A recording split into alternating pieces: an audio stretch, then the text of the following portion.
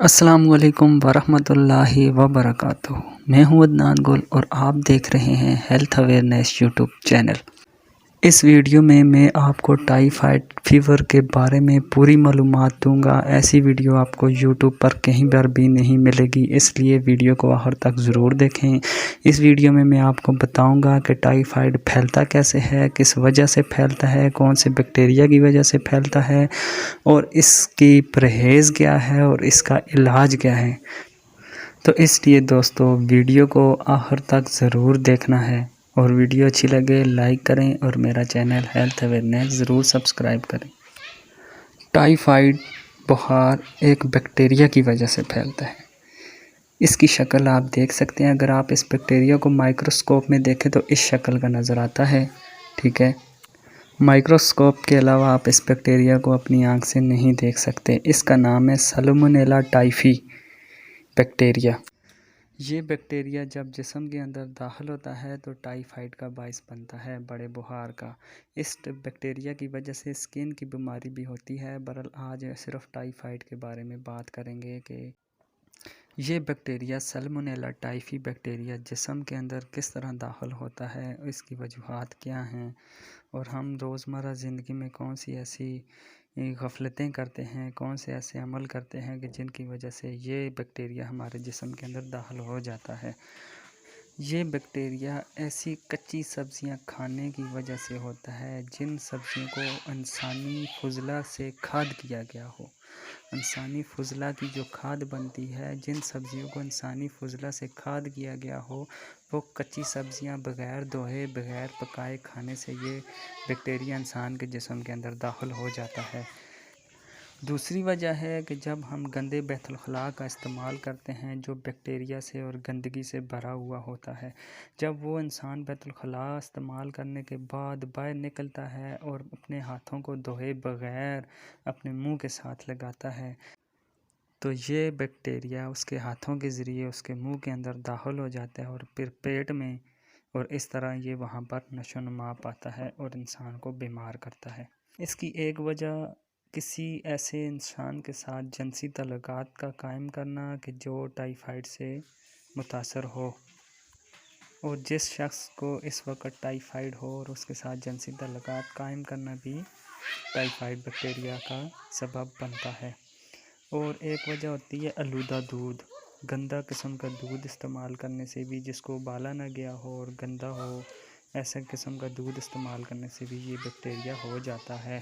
اور ایسا پانی پینے کی وجہ سے جو انسانی فضلہ کے ارد گرد ہو، جیسے ندیوں میں سے، آبشاروں میں سے، ایسا پانی جہاں پر انسانی آبادیاں موجود ہو اور وہ پینے کے لیے بھی استعمال کیا جاتا ہو، ایسے پانی پینے سے بھی یہ بیکٹیریا انسان کے جسم کے اندر داخل ہو جاتا ہے۔ اس لیے کوئی بھی پھل کھائیں، کوئی بھی سبزیاں کھائیں، کوئی بھی فروٹ استعمال کریں تو یہ حدیث پاک میں بھی ہے کہ کوئی بھی چیز استعمال کرنے سے پہلے اس کو دھوئیں اچھی طرح، کھانا کھانے سے پہلے اپنے ہاتھوں کو دھوئیں۔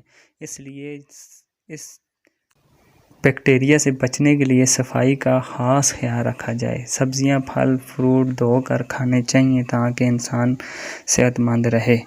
یہ تو تھیں کس کی وجہ کہ کس وجہ سے یہ انسان کے جسم کے اندر داخل ہوتا ہے۔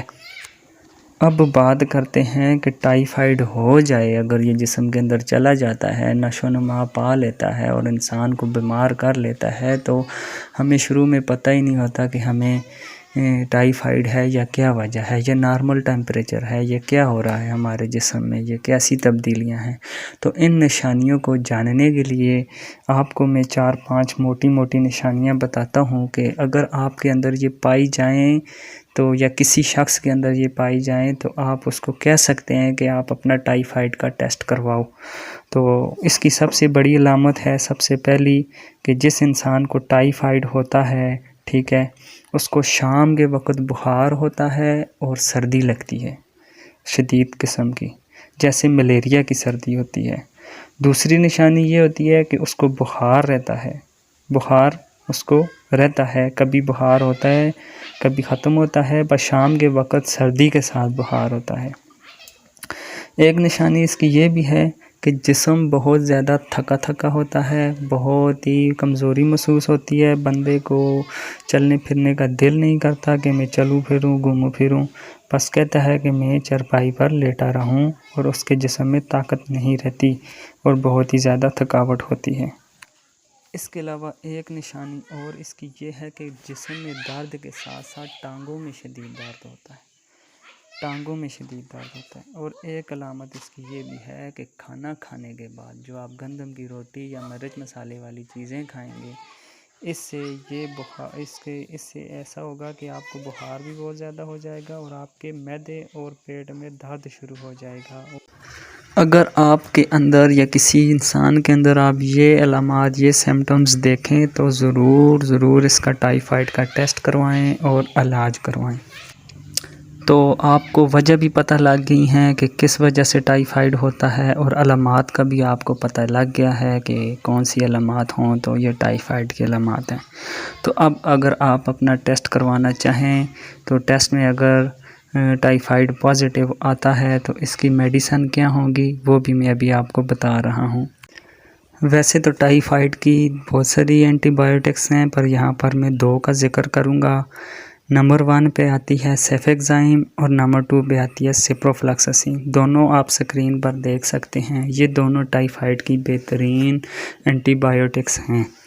تو پہلے ایک ذکر کروں گا سیفیکزائم کا، کیونکہ یہ بیکٹیریل انفیکشن کو ختم کرتی ہے۔ سیلمونیلا ٹائفی ایک بیکٹیریا ہے، اسی لیے یہ کیپسول سیفیکزائم اس بیکٹیریا کو ختم کرنے میں بہت ہی معاون اور مددگار ہیں۔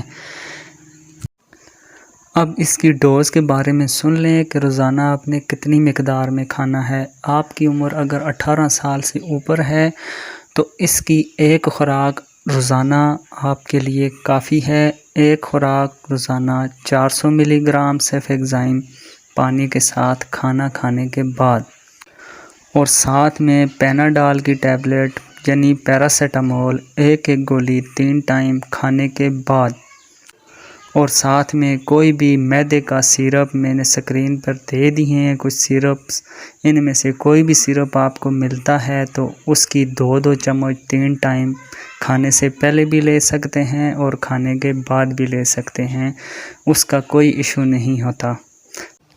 اور اب بات کرتے ہیں دوسری اینٹی بائیوٹک سپروفلاکساسین۔ سکرین پر آپ دیکھ سکتے ہیں، نام تو مختلف قسم کی کمپنیوں کے مختلف نام ہیں، برحال ان کے اندر جو سالٹ ہوتا ہے وہ سپروفلاکساسین کا ہی ہوتا ہے۔ تو سپروفلاکساسین 500 ملی گرام، یہ دوسری اینٹی بائیوٹک ہے، یہ بھی بیکٹیریل انفیکشن کو بہت ہی اچھے طریقے سے کور کرتی ہے۔ تو اس کی کھانے کا طریقہ کار یہ ہے کہ اس کی ایک گولی 500 ملی گرام صبح، ایک گولی 500 ملی گرام شام کو پانی کے ساتھ آپ لے سکتے ہیں، اور اس کے ساتھ پچھلی اینٹی بائیوٹک کی طرح پیناڈال کی ٹیبلٹ ایک ٹیبلٹ صبح، ایک دن کو، ایک رات کو کھانے کے بعد پانی کے ساتھ، اور کوئی بھی اسٹامک سیرپ معدے کا سیرپ پچھلی اینٹی بائیوٹک کی طرح اس کے ساتھ بھی اسی طرح 2 چمچ 3 ٹائم کھانے سے پہلے بھی لے سکتے ہیں، کھانے کے بعد بھی لے سکتے ہیں۔ ایک بات جو ٹائیفائیڈ پیشنٹ کے لیے جاننا بہت ضروری ہے، ٹائیفائیڈ کی میڈیسن 7 دن سے لے کر 14 دن تک کھانی پڑتی ہے۔ 7 دن سے لے کر 14 دن تک اگر اپنی میڈیسن پوری آپ نہیں کریں گے تو 80% چانس ہوتے ہیں کہ آپ کو 20-25 دن بعد یا مہینے ڈیڑھ بعد دوبارہ ٹائیفائیڈ کی شکایت ہوگی، کیونکہ میڈیسن پوری نہ لینے کی وجہ سے بیکٹیریا ختم نہیں ہوگا پوری طرح، تو وہ دوبارہ گرو کرے گا اور آپ کو دوبارہ بیمار کر سکتا ہے۔ اس لیے 7 سے 14 دن تک میڈیسن پوری کھائیں تاکہ کچھ عرصہ تک آپ کو آرام آ جائے۔ اکثر ٹائیفائیڈ ہر سال ہوتا ہے، اس کے لیے ویکسینیشن کروانی پڑتی ہے، برحال وہ ایک علیحدہ ٹاپک ہے، اس کے لیے میں پھر کبھی ایک ویڈیو بناؤں گا۔ تو اب اس بارے میں بات کرتے ہیں کہ جو اکثر پیشنٹس کو بہت ہی ناپسند ہوتی ہے، یعنی کہ پرہیز۔ تو جو انسان ٹائیفائیڈ میں مبتلا ہے اس کو چاہیے گندم کی روٹی نہ کھائے، مکی کی روٹی نہ کھائے، انڈا نہیں کھانا، پراٹھا نہیں کھانا، گوشت نہیں کھانا۔ اور مرچ مسالے والی چیزوں سے بالکل پرہیز رکھنی ہے۔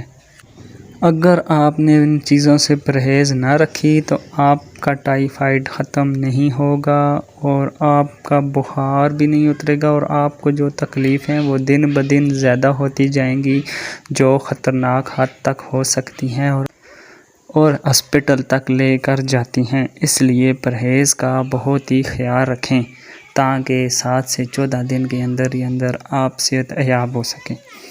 تو اب کھانا کیا ہے؟ کھا سکتے ہیں آپ ٹائیفائڈ کے دوران کھیر، کسٹرڈ، دلیا، کھچڑی، نرم غذا، بریڈ کھا سکتے ہیں، ٹھیک ہے، رس کھا سکتے ہیں، اس طرح کی نرم غذا۔ کوئی جوس فروٹ کا پی سکتے ہیں، کیلوں کا جوس پی لیں، سیب کا جوس پی لیں، یہ چیزیں۔ تو یہ تھی آج کی ویڈیو۔ مزید اس طرح کی انفارمیٹیو ویڈیو کے لیے میرا چینل سبسکرائب کریں، اور ویڈیو اچھی لگے تو ضرور لائک کریں۔ شکریہ۔